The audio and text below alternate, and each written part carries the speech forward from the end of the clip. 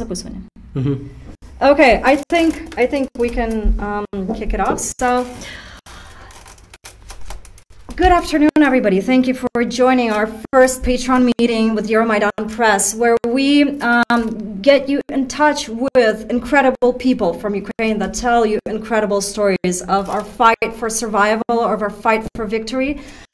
Today, we're honored to be joined by Yuriy Chornomorets. Yuriy was and still is a professor of religious studies and theology in Kyiv Drahomanov University. But when Russia invaded, he left his university room. He swapped it for a sniper rifle and fought off Russian invaders from around Kyiv. He drove them from out of Chernobyl, and since then he has become a sniper patron of sorts. He helps sniper groups all over Ukraine. He supplies them with crucial equipment, and thanks to him, snipers can operate on the front line. They can take out Russian invaders. So today, Yuriy will tell us about what we need for victory on the sniper front. Okay, so Yuriy, we're very pleased to have you with us. Let me just check with our Zoom guys. Everything is all right? Everything is working? You can hear everything?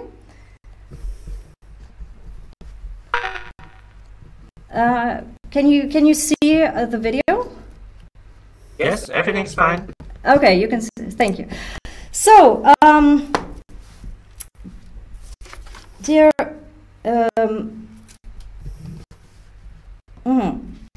Okay, just a second. We can switch that and that, yes? Or not? No? What happened? Something happened. Something happened. That was prone to happen. Now we can see only Yuriy, but I think that's really okay. This camera is off. That's okay, because we're really, the most important person here is Yuriy. So, Yuriy, let's start by your story. How did it come that a theology professor became a sniper at the start of the Russian invasion? Як так трапилося, що ви стали снайпером? Ну, я в молодості стріляв. Мав ці вміння. I used to shoot in my youth, and I had those skills. Ну, і коли почалась війна, взяв снайперку і пішов воювати. When the full-scale invasion started, I just took my rifle and started to repel the invasion with everything I could. І коли я прийшов в частину, там сказали, зараз приїде розвідвзвод. When I came to the military base, Ukrainian military base, they told me that I have to wait for guys who will enlist me into their group. І будете їх супроводжувати. Ну і ми, спочатку я супроводжував, потім ми створили снайперську групу з 3 людей. So at first there was only one sniper, me, in that group, but then we created a group of 3 snipers. Ну, і так воювали. В Києві, на річці Ірпінь воювали, в Мощуні воювали. So we started to defend Kyiv, first in Irpin and then in Moshun, Kyiv vicinities on the northwest of the city. Потім воювали в тилу ворога в Чорнобильській зоні. Then we also tried to take out Russians in the rear in the Chernobyl. Ну, мені подобалось воювати. So I liked my contribution to that. Я зустрів дуже чудових людей, і ми всі разом дуже багато чого змогли зробити. I met a lot of bright people, and we united our efforts to help Ukraine. І якби коли я втратив здоров'я, то снайпери з усієї України почали звертатися за допомогою до мене, оскільки я був один снайпер в Києві, який розумівся і на патронах, і на гвинтівках. So when I started to have health issues, I couldn't work as a sniper anymore, but people who enlisted as snipers, they looked for my advice, so I helped them. Ну і ми почали купляти снайперки. На сьогоднішній момент це 178 снайперок. So we started to purchase sniper rifles. At this point we bought 178 rifles for our snipers. І почали купляти приціли, патрони, все, що треба. We also crowdfunded for the optics, rounds and everything that a sniper needs to do his job. Купили 20 машин. We also bought 20 cars that our people need on the front lines. Це такі наші досягнення. This is what we achieved. So the last time that we spoke, that you spoke to Euromaidan Press, you said that helping snipers is the most cost-effective thing you could do for Ukrainian army, apart from artillery. Is that still true? Ну, те, що ми бачимо просто по втратах з нашого боку, і ми бачимо по втратах із росіян. Judging the casualties rate from our side and the Russian side, we can say that Та інформація, яку ми маємо від медиків, да. According to the information from the medics, коли спокійна така ситуація, більш-менш на фронті, ну, якби ніхто не наступає, ніхто не відступає. when it is relatively calm on the front lines, when nobody makes offensive operations, то, відповідно, десь 88% це поранення від артилерії. so our soldiers get wounded mainly from artillery strikes. 78% of people get wounded because of artillery strikes. 10% від снайперів 10% get wounded by sniper shots, і 2% це звичайні поранення від стрілецької зброї. and 2% of our wounded are guys who get wounded by gunfire. Якщо йде наступ, там їхній чи наші, то йде зближення, тоді відповідно пропорції дещо змінюються, але в цілому снайпери все одно завжди на другому місці. When the offensive starts, either from Ukrainian side or Russian side, then the casualties soar and proportions are different. The rate of the wounded from the snipers gets higher, increases.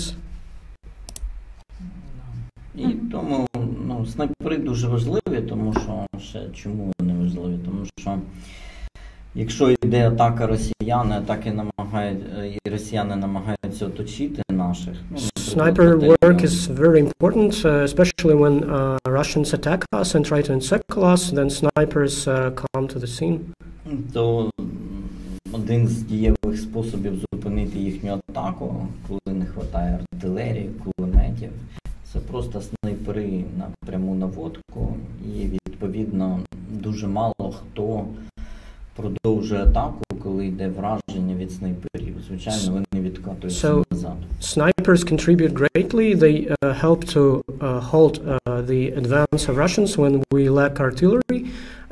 So snipers do the job instead of artillery. І, скажімо, коли йдуть наші звичайні наступи, ну, як це було під Харковом. During Ukrainian offensive, like we had in Kharkiv Oblast, то тоді важливо подавити кулемети, важливо... It is important to suppress the gunfire from the enemy. Важливо з баратів 50 БМЖ підбити легку броньовану техніку. To take out the armored vehicles. Захопити її, потім використовувати. To capture those vehicles and use that against the enemy. How is that possible to capture armored vehicles from a sniper rifle? Tell us about that. Ну, снайперки калібру 50 БМЖ пробивають броню БМП. So we have sniper rifles with a caliber of 50 BMG or something. Excuse me, I don't know that. So we use that to penetrate the armor of the vehicles. там 3 видами американських бронебійних патронів. So we have 3 types of American bullets that penetrate the armor. І всередині БМП, так як шарова молнія розривається. So after the shot, inside the armored fighting vehicle, we would have a mass like from the lightning strike. І відповідно потім БМП зупиняється, можна ще пару пострілів. So the fighting vehicle would stop and we would keep firing at it. Але головне, що потім, захопивши цю техніку, її дуже легко можна відремонтувати і на ній же наступати. But the main thing is that when we capture the enemy armor, we then easily repair it and use it against Russians. Mm-hmm. So you mentioned special American bullets right now. I imagine that the right equipment is very important in your work. Could you tell us more about what sorts of equipment you find, how expensive it is, what sort of equipment the snipers need? Ну, тут, по-перше, бронебійні американські патрони ми дістаємо від кулеметів Браунінг. First of all, we use American bullets that penetrate the armor that we take from Browning machine guns. І відповідно там не всі патрони підходять для Not every bullet from those machine guns are suitable for our sniper rifles. Наша задача відповідно взяти там, де вони є. So our task is just to find the compatible bullets and supply everyone. Звичайний снайперський патрон, який працює по живій силі. Usually we use an ordinary sniper bullet to take out soldiers. Ну, це ми кожен день закуповуємо. We buy those every day. Ми закупили майже 150 тисяч патронів. We have bought almost 150,000 of those bullets. І це калібр 50 BMG. This is the caliber of 50 BMG. 416. 416. 375 Чейтек. 375 Чейтек. 338 Лапуа Магнум. I wouldn't translate that. 338 some Lapua Magnum. Lapua Magnum. І це ті калібри, які ми постійно купуємо, тобто сотнями в день. These are the most widespread calibers that we use. We bought those every day, hundreds of those, thousands of those daily. Ну, особливо зараз, коли йде наступ. Especially now when we have a counter-offensive going. І величезний, взагалі під час цієї війни During this war, більше стріляють, ніж під час попередніх війн. Snipers shoot more often than during the previous wars. А зараз під час наступу вони стріляють ще більше. Especially during the ongoing counter-offensive, they shoot a lot. І відповідно величезні потреби, і ми so we need a lot of bullets. Весь час, інакше наступ зупиниться. We have to buy those every day because otherwise the counter-offensive will stop.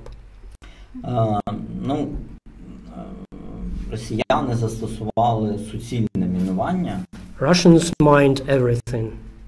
Воно набагато гірше, ніж коли було мінування під час Курської битви. This is even worse than during the Kursk battle during the World War II. Це просто, заміновано все. They mined literally everything they could. Навіть їхні траншеї заміновані. They even mined their trenches. Тобто навіть якщо ти добрався до траншеї, траншеї, це не значить, що ти виживеш. Get to the enemy trench and jump into it, it doesn't mean that you will survive. Якийсь офіцер, який сидить збоку, може підірвати дистанційно всі ці траншеї разом із українськими солдатами, Russian soldiers російських солдатів. Can remotely activate those mines and kill all Ukrainian soldiers who assault their trenches and get inside their trenches. Є, тут величезні труднощі з цим замінуванням, тому що воно весь час посилюється, росіяни розкидують велику кількість бомб за допомогою спеціальних пристроїв і відповідно розкидують ще додатково до того, що вони замінували. І відповідно ні техніка, ні піхотинці просто так рухатись не можуть. So all those minefields, they actually do not allow any infantry, any armor to penetrate the positions easily. І у нас є такі міни спеціальні, які вистрілюють від 50 до 200 метрів таку кумулятивну So we also have special mines that have accumulative power. We shoot those mines into the Russian positions to demine those minefields.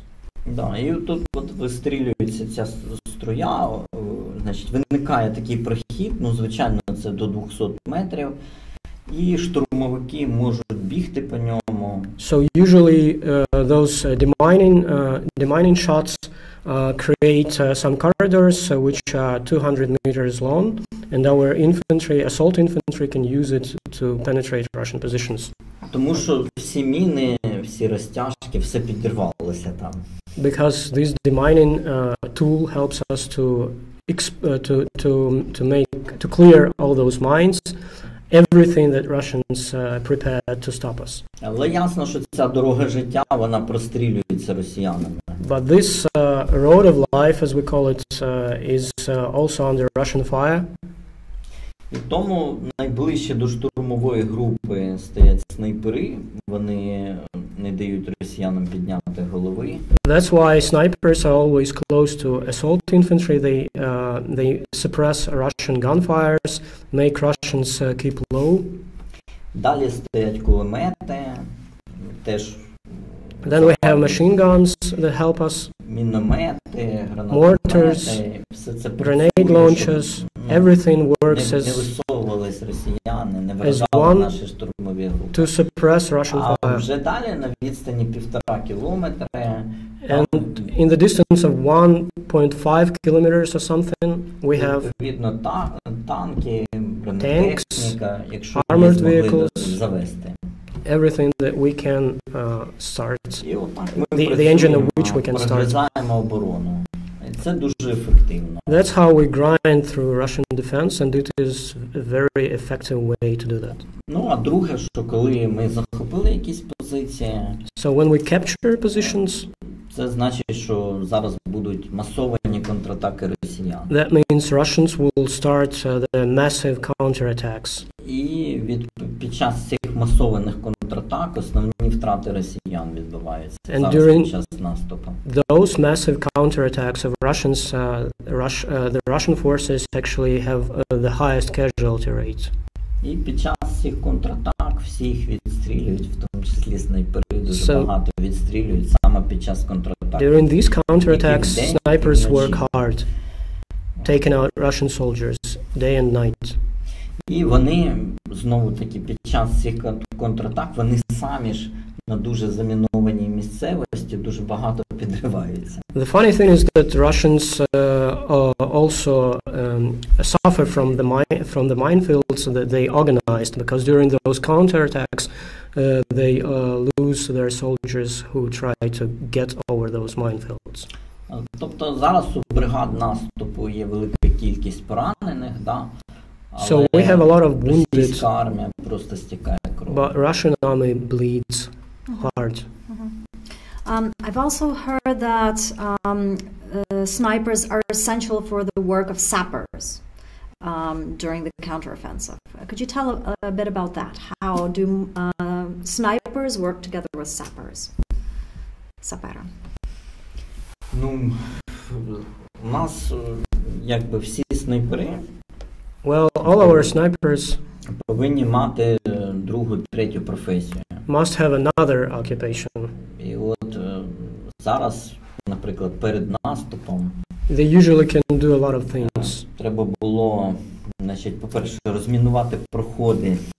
So before the counteroffensive, we had to demine those corridors for our soldiers and to allow our tanks to move. Заложити спеціальну таку біля тони взривчатки спеціальної. Then we had to actually mine some routes між двома протитанковими ровами. Between two anti-tank trenches. Вона підірвалася, і був резонанс. To blow that up. І були якісь проходи. And demine other areas. Це таке. So that's what snipers also do. Якби снайпери вночі не прикривали все це саперів, які відповідно таскають, самі не виконували саперів. If snipers didn't cover the sappers and our soldiers at night who do that job during the night time, they wouldn't be safe and they wouldn't actually succeed in that. І ми б не мали таких принаймні просувань на Запоріжжі. And we wouldn't have advanced in Zaporizhzhia region the way we advance now, and we do advance.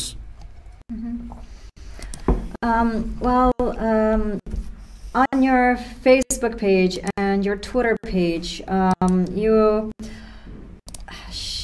you tell about all of the sniper groups that you support, about all of the people that you managed to support. So please, everybody, follow Yuriy Chornomorets on Twitter. There he has a diary of his life as a sniper patron. He tells about the life of Ukrainian snipers. And of course, he asks to support his fundraising campaigns. We have here his PayPal address, PayPal lobby@meta.ua. Please help Ukrainian snipers because these are people without whom the Ukrainian counteroffensive cannot happen. Okay, so returning to all of your Facebook page and where you tell about how you support snipers, tell us a bit about these groups. What is a sniper group? How many people operate? Where do you find them? Are snipers in every brigade? Which directions are they in? Tell us a little bit about the life of a sniper. Ну, ми зрозуміли ще на досвіді війни з 2014 року, що треба створювати групи снайперів. When Russia first invaded Ukraine in 2014, we understood that snipers are very important in this warfare, so we started to create groups of snipers. Не менше 6 чоловік, від 6 до 10 людей. A group is at least 6 or 10 people.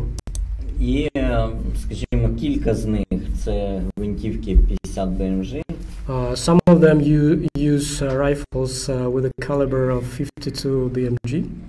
375 калібр. 375 caliber. For the people that don't know, what is a 375 caliber? What is a 50 caliber? For just the beginners. Ну, 50 БМЖ це ми до 2 кілометрів по техніці можемо вражати противника. So, okay, і живу силу. To make it clear, the 50th BMG caliber is a long-range bullet that helps us to shoot down Russians in 2 kilometers range.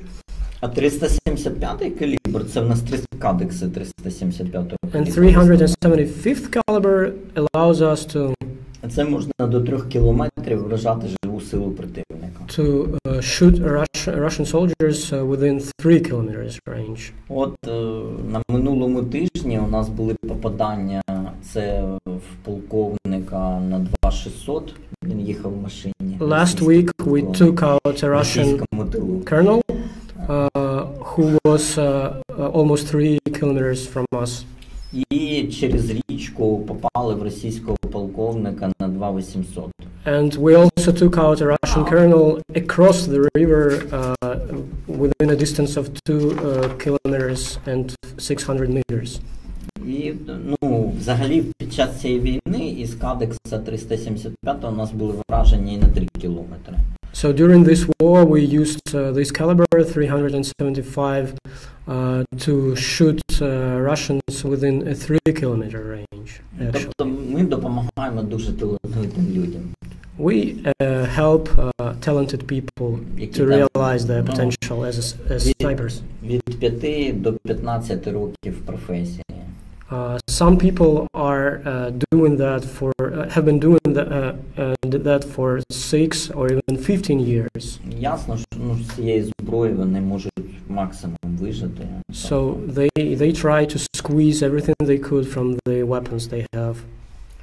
А, скажімо, крім ядра ось таких суперпрофесіоналів, які командують цією групою, є ще звичайні снайпери. So apart from the core of super professionals who are also commanders of the snipers groups, we have other snipers. І вони мають всі рюгера 338 калібру. So they use weapons of 338 caliber. Іноді це саважі. Sometimes it's just a savage rifle. І вони, відповідно, виконують теж велику роботу. So they actually contribute a lot.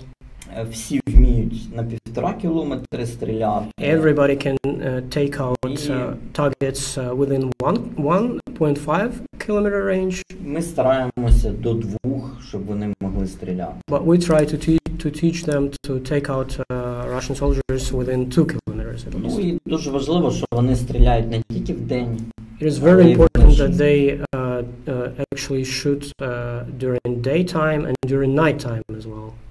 І вночі дуже багато вражень від наших снайперів. Дуже класно працюють саме вночі. They work hard at night. They eliminate a lot of enemies during nighttime. І ось така група снайперів, вона обов'язково охороняється розвідниками. Such a group of snipers is always protected by our special operations forces.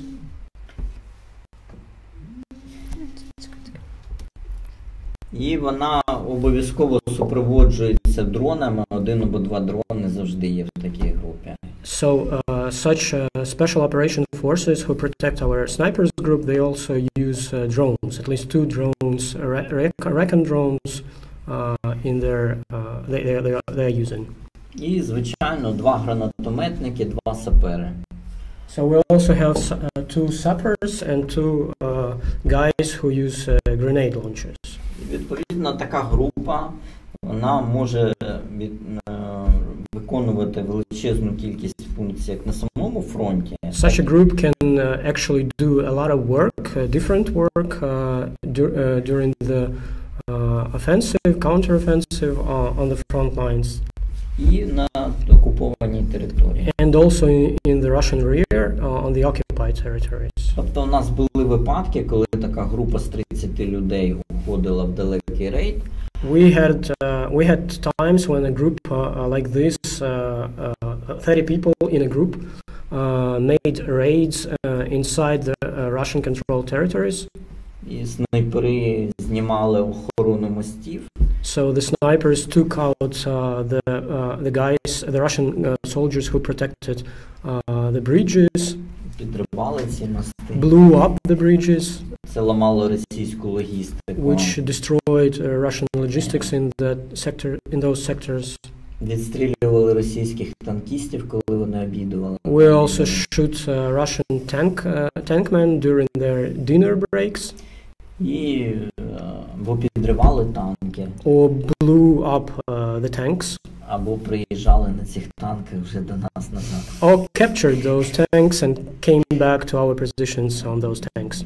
Всі ці люди нагороджені командуванням. All those people are heroes awarded with medals. І багато з цих груп, вони Many groups like this виконують розпорядження тільки командування направлення. They perform duties only with a direct order from the top commanders, like the General Syrsky, the commander of Ukraine's land forces. Ну, групи, які, скажімо, ще не так прославилися, то вони там підкорюються командуванню бригад. So we also have sniper groups that didn't achieve a lot yet. So those guys they perform duties under the command of the brigade commanders. Але, ну, скажімо, ось якийсь командир батальйону чи роти не може просто так їх послати кудись на завдання. But the commanders of some platoons or battalions, they couldn't give orders to sniper groups, actually. Ну, тобто наші снайперські групи, вони така еліта свого роду. So, in other words, our sniper groups are some kind of elite troops. І, відповідно, коли формувалися вже бригади наступу, які от зараз пішли в наступ. So, when the brigades that take part in the ongoing counter-offensive were actually summoned, those sniper groups вже такі снайперські групи відразу створювалися. Were created within those brigades. І, відповідно, там на 4 бригади 62 снайпери. So 4 brigades that take part in the counter-offensive, they have 62 snipers. І ми їх, відповідно, всім забезпечимо. So we supply those guys with everything they need. Тобто, ну, без нас би цього не було. Without our contribution and our involvement, they would lack sufficient things to operate. І дуже часто випадки, що бригада ще в резерві, а снайпери вже воюють. Sometimes we have even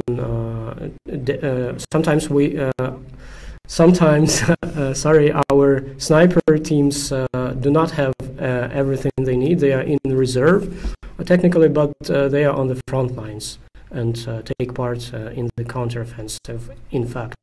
Ну, це звичайно так відбувається. Тобто під час битви за Бахмут дуже багато там частин було в резерві, і снайпери воювали в Бахмуті. During the battle of Bakhmut, a lot of sniper groups were technically in reserve, but they actually took part in the defense of Bakhmut. І, ну, те саме, тобто зараз снайпери оцей, ну, оточення Бахмуту, що відбувається по горах. So right now Ukrainian forces try to liberate the heights around Bakhmut, to encircle Russian troops in Bakhmut. І там не тільки там снайпери, яких ми підтримуємо з 3-ї штурмової бригади. So the guys from the 3rd Assault Brigade snipers are the guys whom we support, but we support many more groups of snipers than that. Да, а вони просто не можуть нижче рухатися, бо там, ну, просто можна лише по висотам рухатися, величезне, просто настільки затруднена, скажімо, ну, рух би був би по самому місту, що відповідно наступають навколо нього. So our forces cannot get inside Bakhmut right now. It is impossible without unacceptable casualties rate. So we try to encircle Bakhmut instead. І от на Запоріжжі, тобто у нас ще деякі бригади стоять в резерві, але їхні снайпери вже воюють зі своїми товаришами в тих бригадах, що пішли в наступ. So the biggest action is right now in Zaporizhzhia region, and even there we have sniper groups who are technically in reserve, but they are already on the front lines fighting. І всіх треба підтримати. So we have to support everyone, every group of snipers, we supply them. You mentioned that there were cases where your sniper struck Russians from a distance of 3 kilometers. That's amazing. And just today I read that a British newspaper reported that a sniper near Bakhmut set a record shooting a Russian commander from a distance of 1 kilometer 798 meters. They said that this was the record. But you're telling right now that they shoot from even longer distances, from 2 and 3 kilometers. That's incredible. And it seems like more records are set than has been reported. Tell us, how does a sniper achieve such a result? How do you take out a Russian commander from a distance of 3 kilometers? Take us through the process.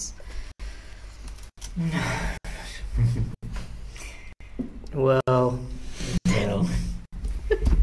Ну, тут треба розуміти, що люди геніальні. So we have to understand one thing. Only genius can do that. Багато хто з них має не лише освіту снайперську українську. Most of them have high education, which is not in the field of sniper work.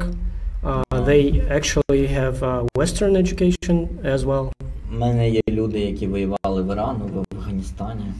There are some people in our groups of snipers who actually had previous track records of participating in other armed conflicts in Iran and Afghanistan and Iran. Iraq, Iraq, і Афганістан, да. Там супроводжували американські конвої. So they actually helped American convoys there, protected them. Для таких людей вистрілити на великій дуже відстані дуже легко. So it's just a piece of cake for those people to eliminate targets within long range. А звичайно, що ми стараємося весь час готувати людей, перепідготовлювати, щоб підтягнути їх, щоб вони могли стріляти хоча б на 2 кілометри. We do our best to train people to make them believe in themselves and eliminate targets within at least 2 kilometers range. І у нас є полігон в Західній Україні. So we have a training ground in the western part of Ukraine. Там 2 чемпіони Європи. We have 2 Europe's champions there новачками, who work as instructors. They train the freshcomers. Новачки, які вже успішні снайпери, да? So even those new guys, they are also successful snipers. Але вони хочуть на більші дистанції вражати ворога. But they want to become better and be able to eliminate targets within a longer range. Двотижневий у нас курс, щоб вони дійсно. So we have a 2-week course to help them to improve. Такому снайперу дійсно буває, що для того, щоб вистрілити так на далеку відстань, то треба готуватися. So it is a lot of work to be able to make that shot within like детально вивчати long range shot. You have to do a lot of preparations. You have to actually find out what the location is where you will operate and a lot of stuff like that. Там треба виявити, ось на відстані 2 кілометрів вітер, як правило, 8 разів міняє свій напрямок. For instance, within 2 kilometers, the wind changes its direction several times. So you have to consider that. Такій людині буває, треба спостерігати день-два. So to be successful, to make that shot, you have to spend at least 1 or 2 days just trying to find out what is the landscape, what the location is, how the wind changes and stuff like that. Потім він буде стріляти в сприятливий момент. And then he will shoot. Але, звичайно, наші люди беруть задачі такі, які могли прямо зараз реалізувати. Our people try to perform tasks that they can actually do right now with their skills and understanding of the process. І відповідно, якщо люди не можуть стріляти на великій відстані, so if people cannot eliminate targets within long range, то ми їх там направляємо, наприклад, в ліси під Кремінною. So we send them to the forests of Kreminna. І там відстань 400 метрів звичайного пострілу. So they operate within 400 meters range there. Буває 600. Maybe 600. І там, звичайно, навіть молоді снайпери за день вбивають 3 людей. Even young snipers without previous experience can eliminate at least 3 Russian invaders there. І там головна задача вже не стільки вистрілити, там головна задача втекти від мінометів. So the main task for them there is not just to make that shot. The main task is to stay alive and survive after the mortar fire. Тому що після 2-3 пострілів ти маєш міняти позицію. Because every 2 or 3 shots is the time when you need to relocate. А в цей час, значить, за тобою ганяються їхні дрони і намагаються навести міномет. Russian recon drones try to spot you and try to coordinate mortar fire against you. Хлопці дуже худіють. Our guys they are so exhausted they lose weight. They lose weight. Не тільки тому, що це бігати треба по лісу багато. Not just because they run a lot in the forest, but because they are so nervous. Але, дійсно дуже багато результатів у них там. But they are really successful in what they are doing in those forests in Crimea. Потім люди, скажімо, виходять вже на простори такі більші. And then they are able to operate within a longer range. Да, для таких людей, молодих, якихось, то для них відповідно вистрілити і попасти за 1,5 кілометри – це вже рекорд. For young snipers like that, a shot within 1.5 kilometer range is a new record. Але от на малих відстанях вони дуже велику кількість теж росіян вбивають. But they are very successful at small range, like 400 meters or 600 meters. Там в основному ми працюємо гвинтівками Savage.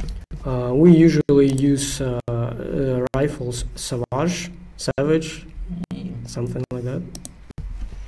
Дуже успішно. Very successful at that.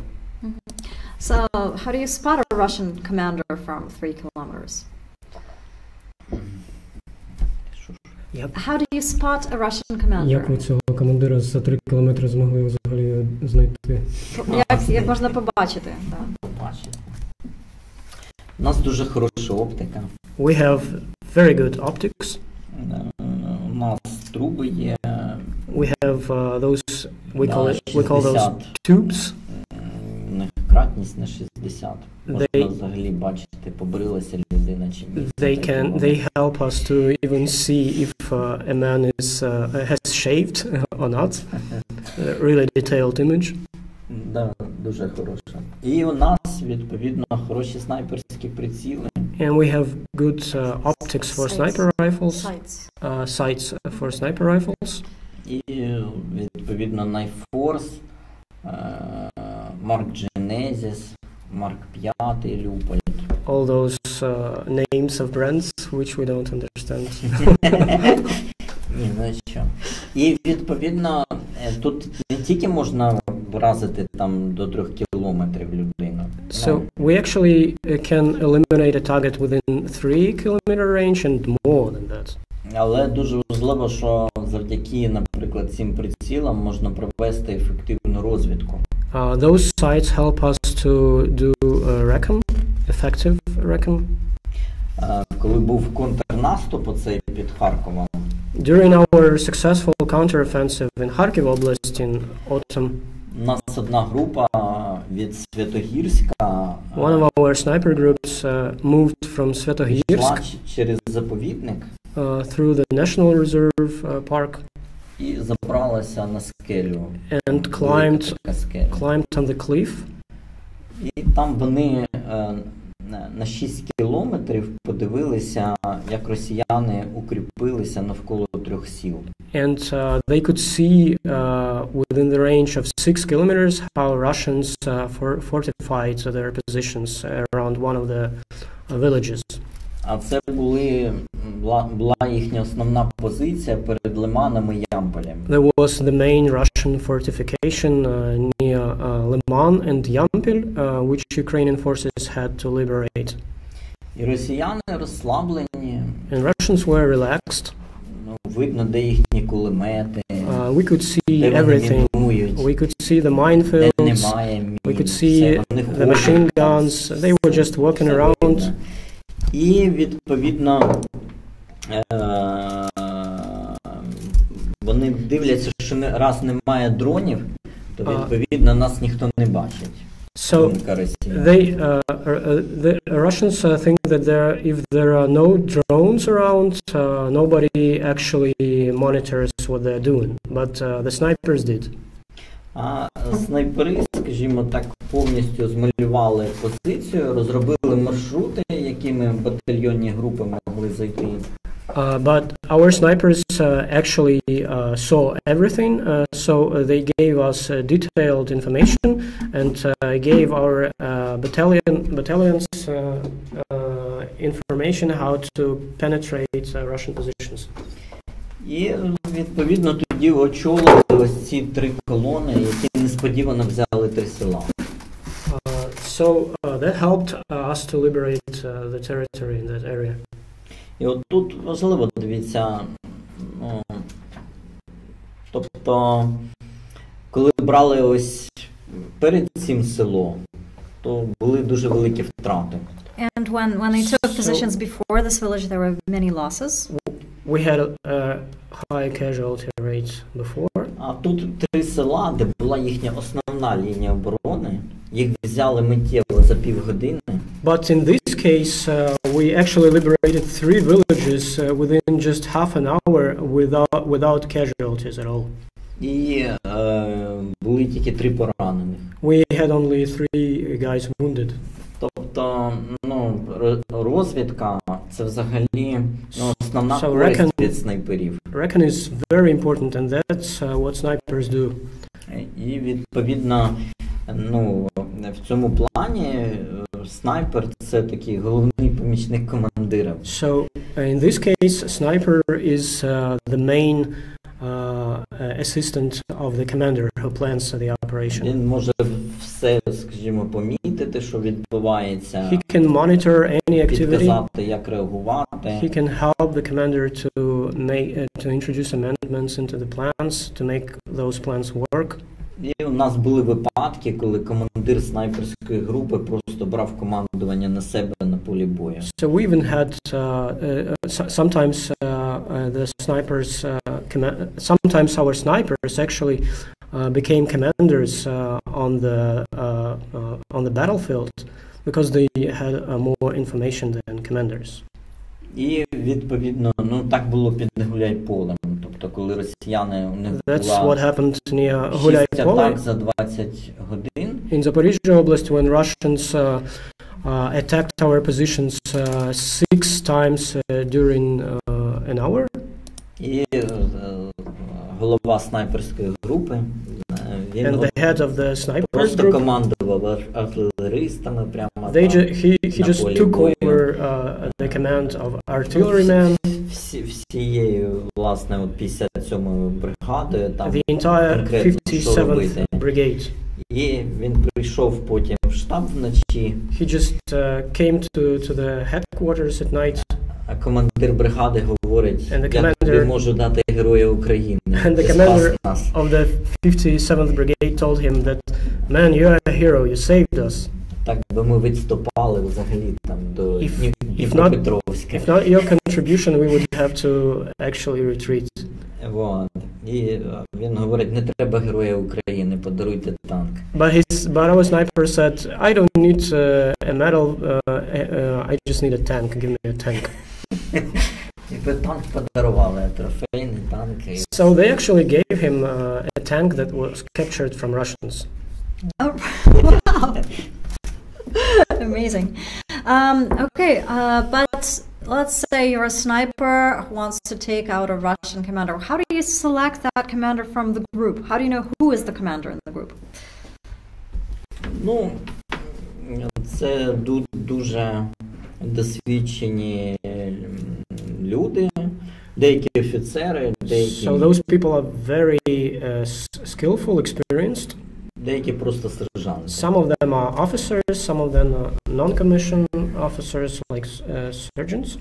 І, скажімо, коли є талановита людина, when we have a talented person, і у неї є величезний досвід, with a huge experience, то ми говоримо, давай набирай групу. So we give him an opportunity to actually create a group by himself. So he summons guys into his group.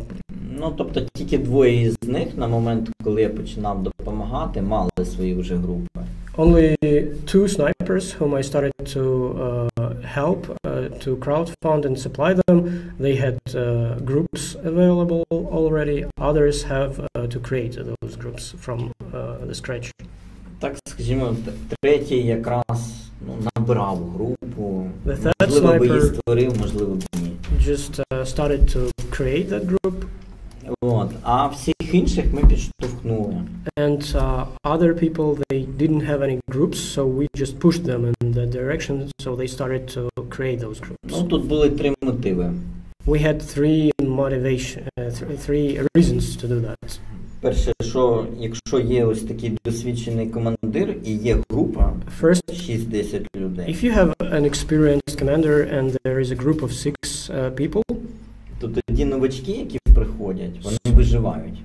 so those new guys who came and joined the group, who come and join the group, they have more chances to survive.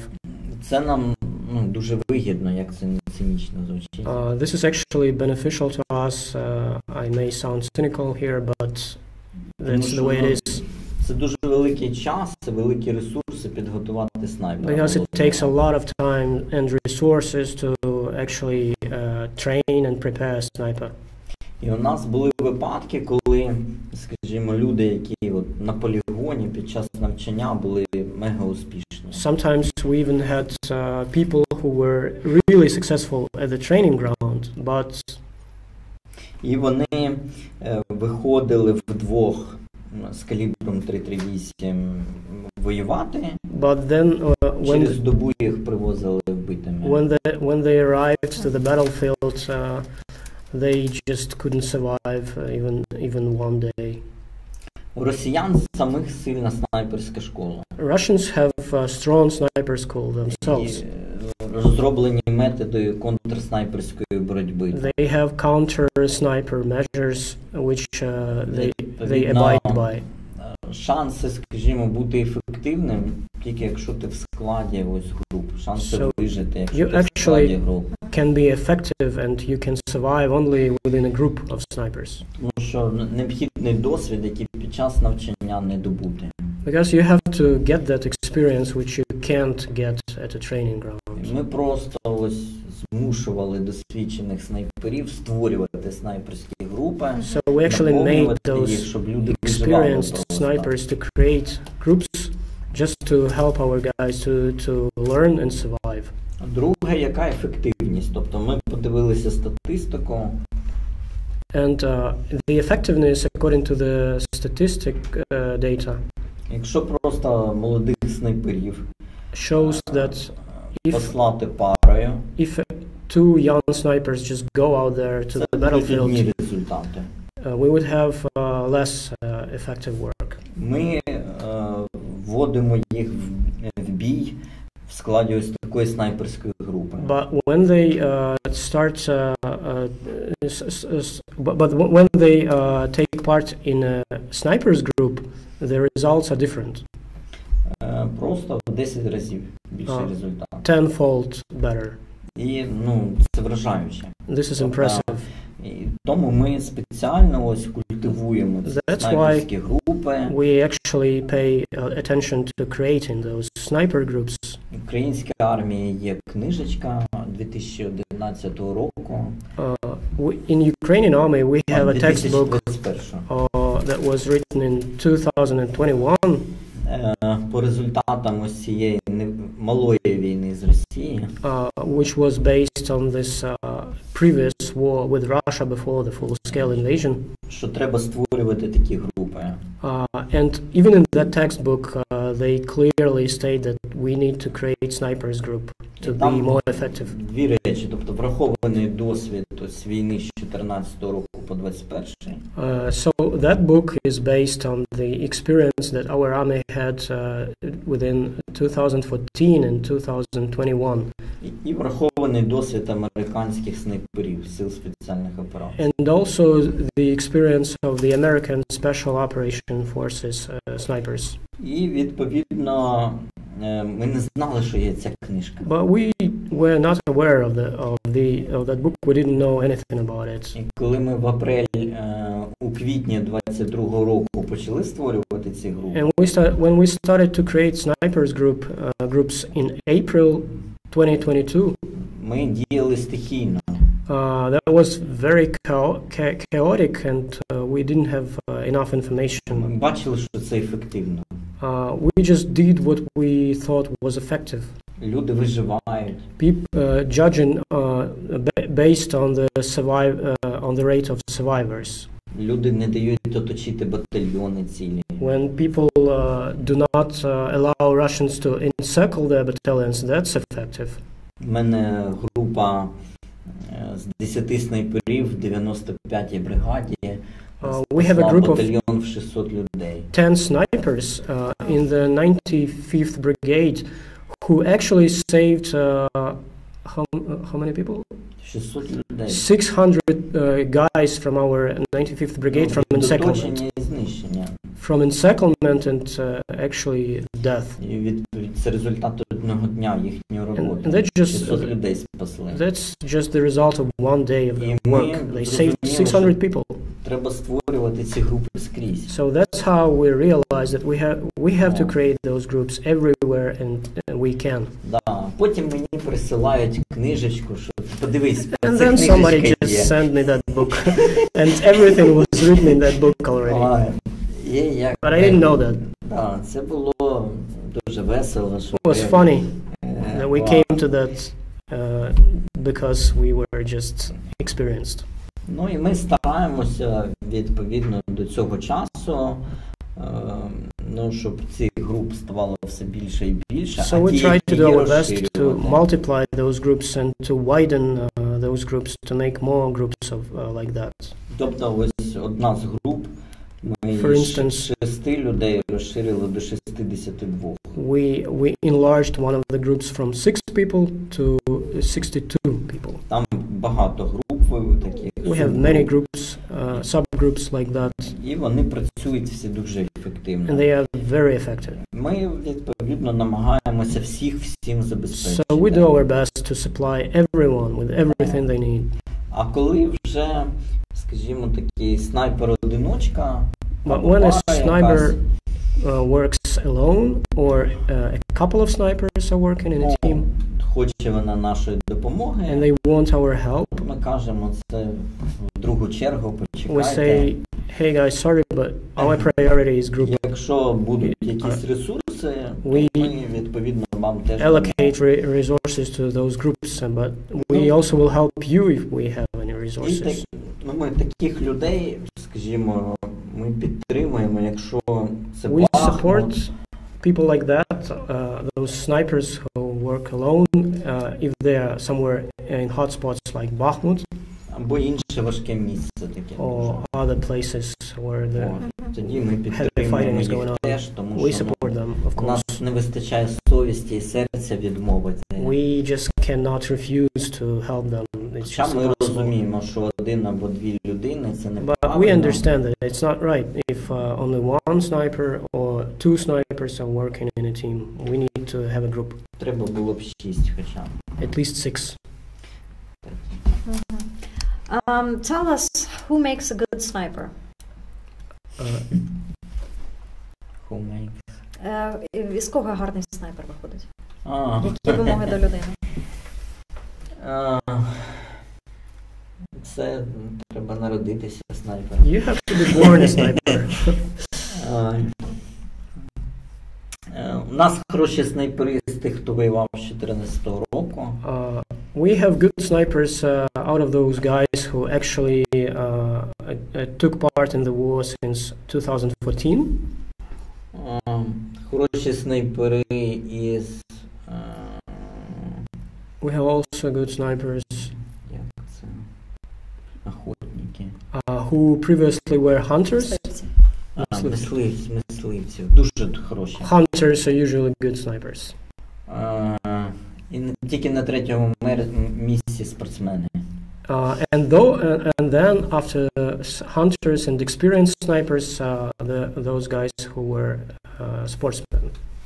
Тут, якби спортсмена треба ще перевчити. Sportsmen need to actually do a lot of stuff to change their view. От ми to retrain. Ми перевчали чемпіона міра з біатлону. We actually retrained biathlon champion of the world. Він спочатку дуже довго звикав, що спуск не такий. It was hard for him to get used to the trigger of the sniper rifle. Потім дуже довго, що як це It took a lot of time приховано зайти на позицію. For him to learn how to actually get to the position without being noticed by the enemy. Як приховано з позиції вийти. And the main thing is how to leave the position without being noticed.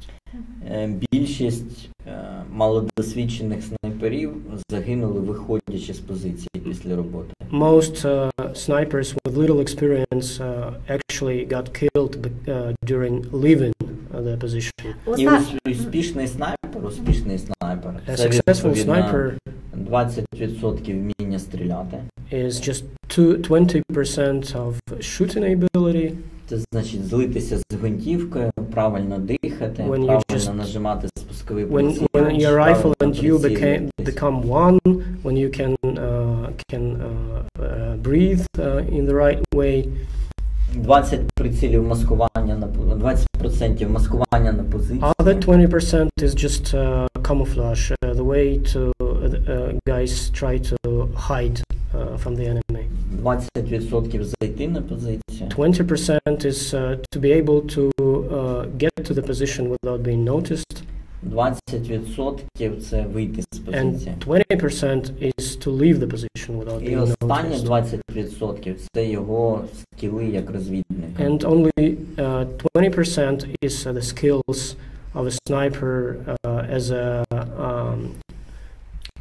Conducting reconnaissance, reconnaissance, recon skills. As recon Він skills. повинен навести артилерію. So actually, snipers help artillery to target. They coordinate artillery. They have to do that too.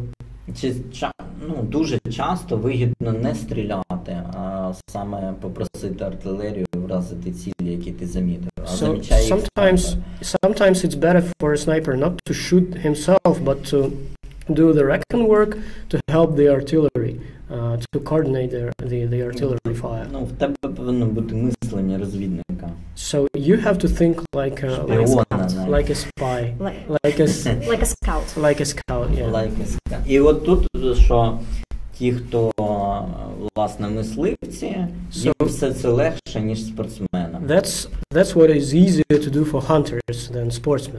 Або людина є воїном, який гарно стріляє, і з нього може вирости теж. Or sometimes we have people who are just warriors. They can do that because they are were born that way.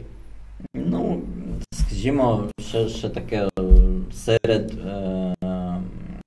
нічних снайперів, ті, що вночі працюють. Among those guys, those snipers who work during night time. Там, скажімо, з дуже багатьох професій прийшли. We have a lot of people from different professional backgrounds. It's just so diverse that I can't even tell.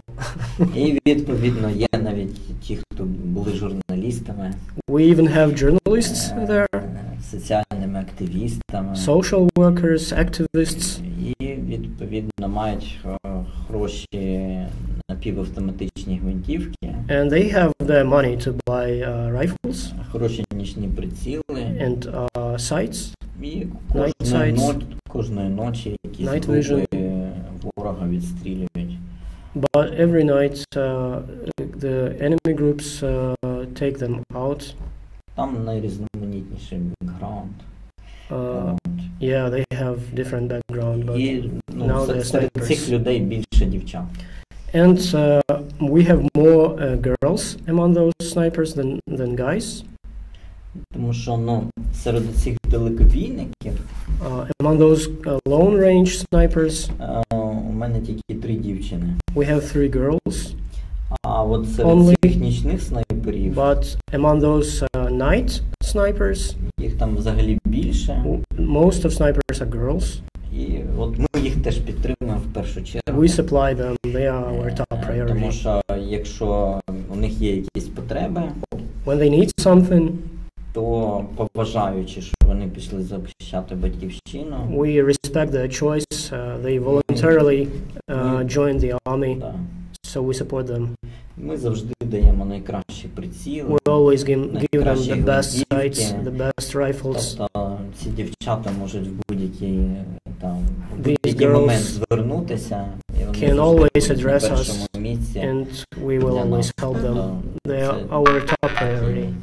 Наш феномен, скажімо, що дійсно, як би ми не поважали там, можливо, більш досвідчених людей. This is a phenomenon actually. Але, we respect everyone, all those experienced guys, but these girls, we help them. Ми не можемо відмовити. We just can't refuse to help them. Вони настільки класні. They're so cool. Просто святі жінки. They're just saint women. So these night snipers, at what distance do they shoot? They're not the long range, but so what range? 600. Okay. So those night snipers usually shoot within the distance of 600 meters. Але ми обладнуємо всім, щоб могли і на 800 метрів стріляти. We actually give them equipment to help them shoot within 800 meters range. І у нас є відповідно снайперські комплекси нічні. We also have night vision for snipers. Які можуть стріляти на кілометр. They help them to eliminate targets within 1 kilometer range. Українській армії є кращі комплекси з кращими прицілами. The regular Ukrainian army has better equipment, night vision. В групі Serge Marco. The group known as Serge Marco group. Там у них є гвинтівки, які 1,5-2 кілометри стріляти можуть. That allow them to eliminate targets within 1.5 or 2 kilometers range during night time. Це дуже залежить від провізійного прицілу. On the sights they're using. Тому ми робимо, що можемо, тобто наші люди можуть на кілометр вразити ворога вночі. Our guys, the guys whom we supply and help, they can eliminate targets within 1 kilometer range. Щоб вони могли вражати на 2 кілометри, це нам треба витратити вже на приціл, скажімо, не 4 тисячі, а 17-18. To crowdfund more money to buy sites that can help them eliminate targets within 2 kilometers range. We need to crowdfund like 17,000 for that equipment instead of 4,000. Ну, це нераціонально. Which is not justified.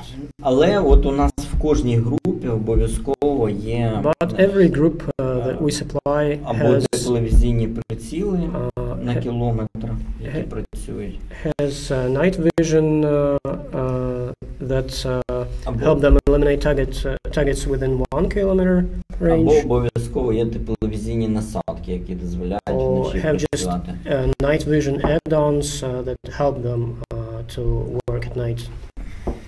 Якщо в тебе в групі такого немає, if you don't have that equipment in your group, в зоні ризику може бути просто знищена. Is just exposed to a deadly threat of being eliminated. Також ми поставили велику кількість тепловізійних прицілів на кулемети. We also equipped our machine guns with night vision. І ось кулеметники, що супроводжують ці групи. All those guys with machine guns who are in those snipers group, they work with those sniper groups. Вони мають бути теж готовими до несподіваної нічної атаки росіян. They need to be ready for abrupt Russian attack at night. І там, десь $3,700 в доларах ці приціли. So we usually spend $3,700 to buy those night visions. І це недорого. Each. It's not that expensive actually. І відповідно цей кулемет може стріляти і вдень, і вночі, використовуючи цей приціл. But this night vision allows to fire during night time and also during daytime as well. І, до речі, ми всі нічні приціли беремо, щоб ними можна було і вдень стріляти. And by the way, we always try to buy a night vision that can work during daytime too. І дуже часто така ситуація, що, наприклад, в посадці не видно, це просто вітер чи там росіяни. Sometimes we have a situation when you just can't spot a Russian amid the trees and bushes. You can see some wind blowing, but you don't know if there is a movement of anyone there. Тут ми дивимося в тепловізійний приціл. But then we just use a night vision, якщо там and our group understands if there is an enemy there. So, can you say how many snipers you've supported over this war? Як багато снайперів ви підтримували під час цієї війни?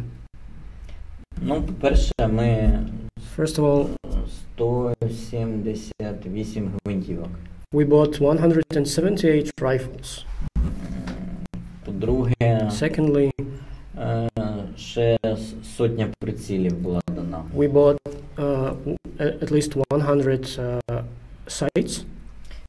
50 десь приблизно гвинтівок це були державні. Around 50 of those rifles were На них не було supplied прицілів. from the Ukrainian state, but they didn't have sights with them. Ну, це були гвинтівки дуже хороші, барети в основному. Those rifles were quite good, Barretts usually.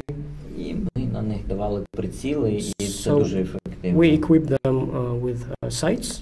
It was very effective. Да, десь більше 50 людей, це ті, хто самі купили гвинтівки. More than 50 guys who became snipers, they just bought rifles themselves. Грошей вже на приціли не було. But they didn't have money for sights. І вони всі палич, допоможи. So they asked me to help them.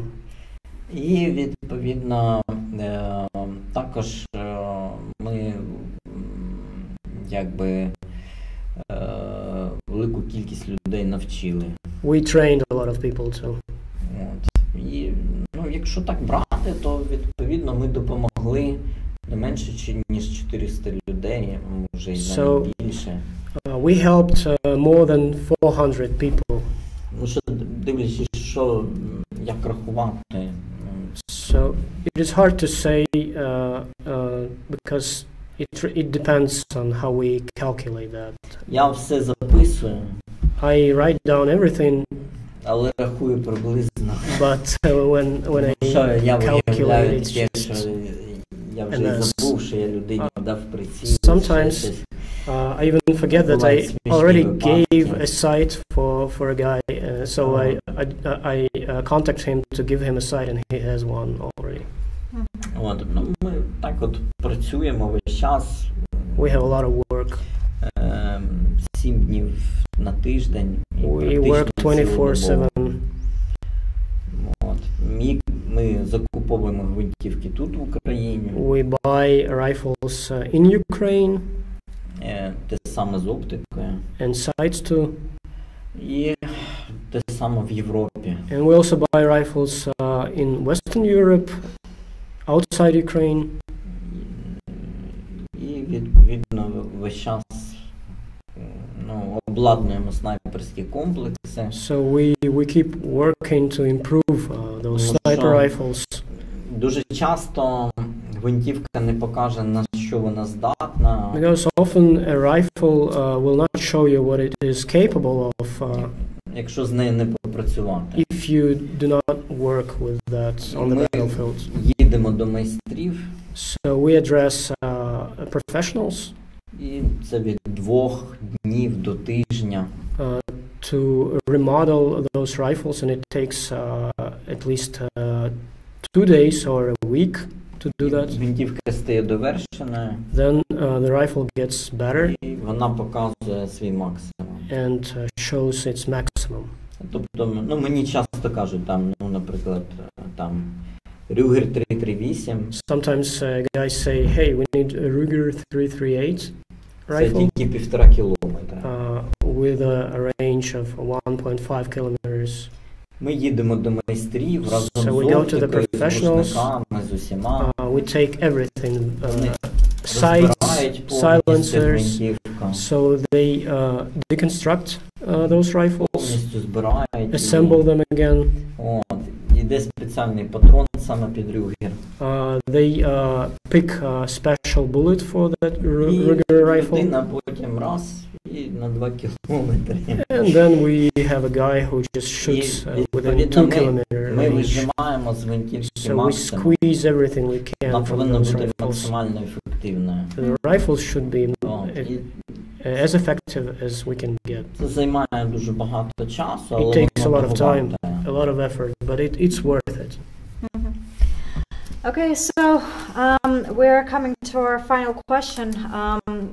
An opinion exists, especially in religious circles, that war is bad. And it would be better if there just was no war, no matter what the peace is. Like, that we should just stop shooting and that will be the lesser evil. What would you tell these people?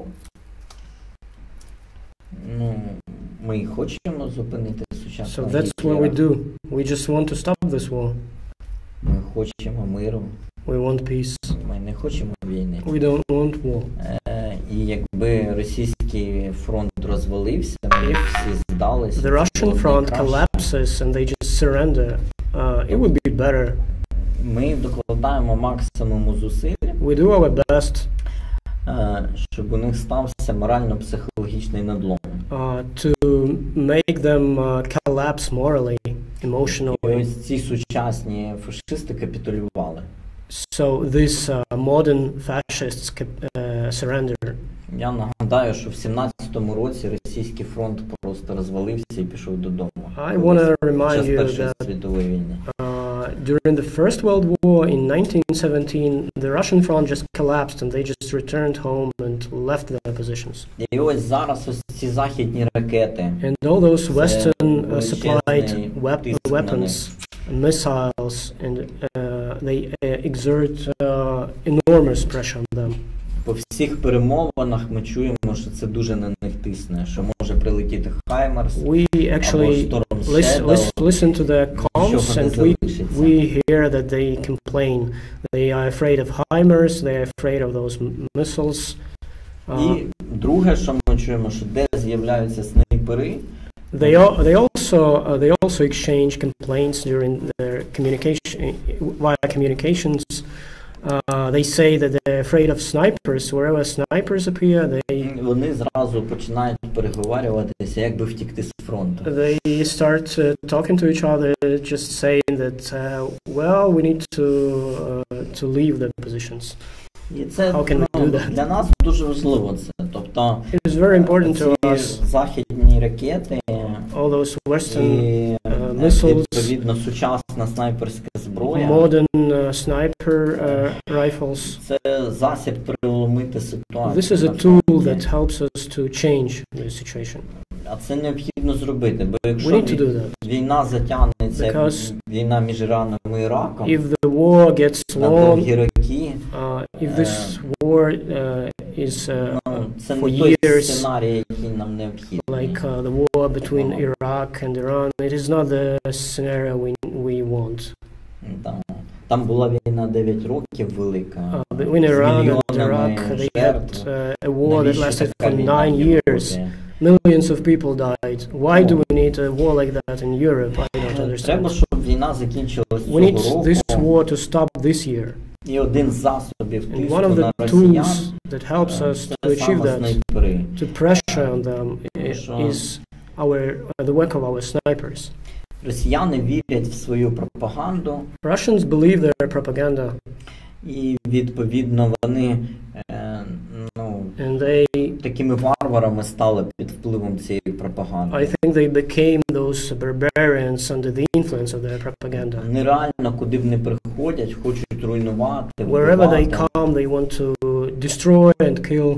І відповідно, щоб зупинити ось такого and so to stop фашиста, such a fascist в даному випадку необхідно застосувати обмежене насилля. We need to apply this restricted violence, as I say. Ми свого роду як це поліція of цивілізованого the світу. civilized world Зупиняємо that stops that stops a criminal. І відповідно, чим швидше це буде зроблено, тим краще. And the faster we do that is better. Тому що буде менше жертв. Because it will help us to avoid casualties. Less people will die. І відповідно буде менше жертв не тільки серед українців. Less people will die, not only just Ukrainians, but але й серед росіян. But Russians too. І це дуже важливо, тим швидше цей народ прийде до необхідності якихось трансформацій. So, and this will help them to understand that they have to change. They have to transform their state and their mindset.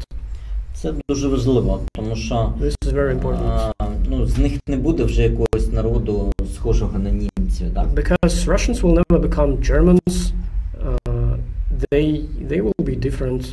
Але колись з них може бути прекрасний народ. The time will come and they can change. Скажімо, схожий на мексиканців.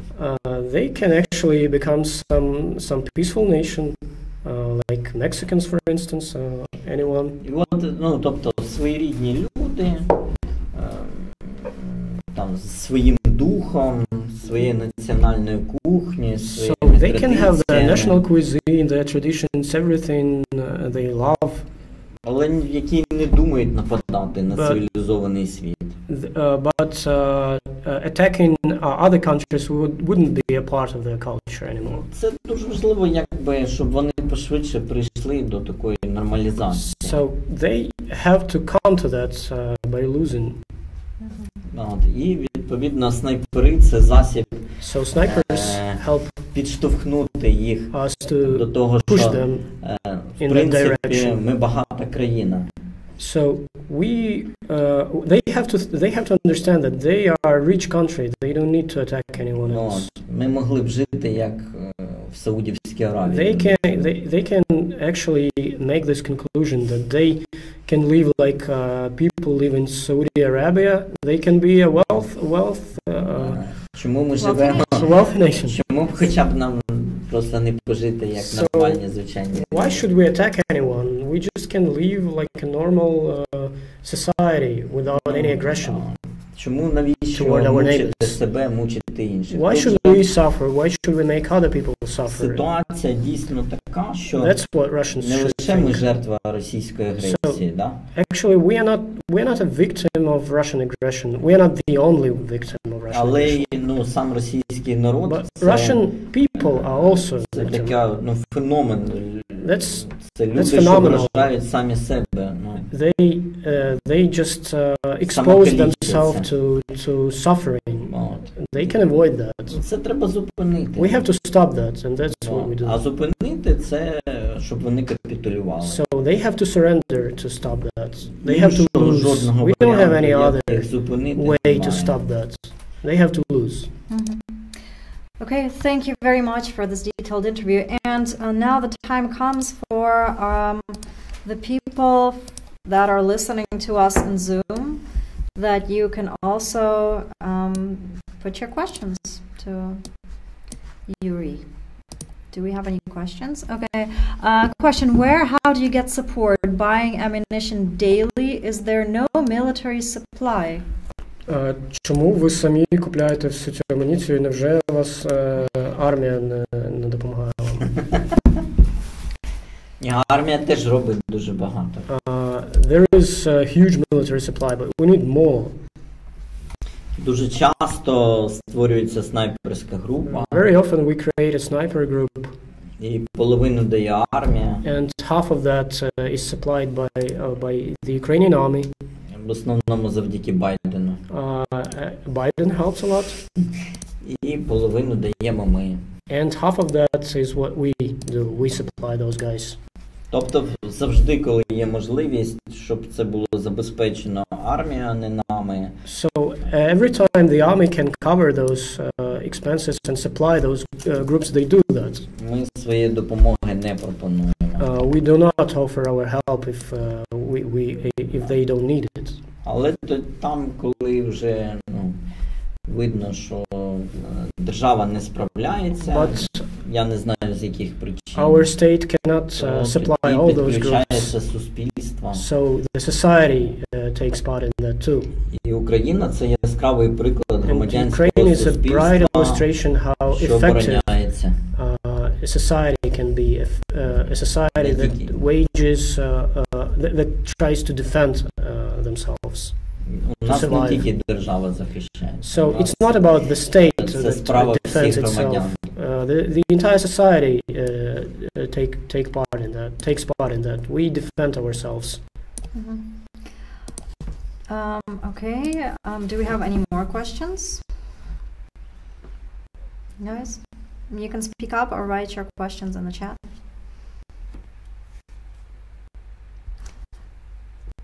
So, anybody? Nobody writing? Okay, then if no questions, then I think we have taken up very much of your time. Thank you so much for coming to our studio today and sharing your experience. Please follow Yuriy Chornomorets on Twitter. Here is his Twitter address. Let me just where is his Twitter address? No, that's not his Twitter address.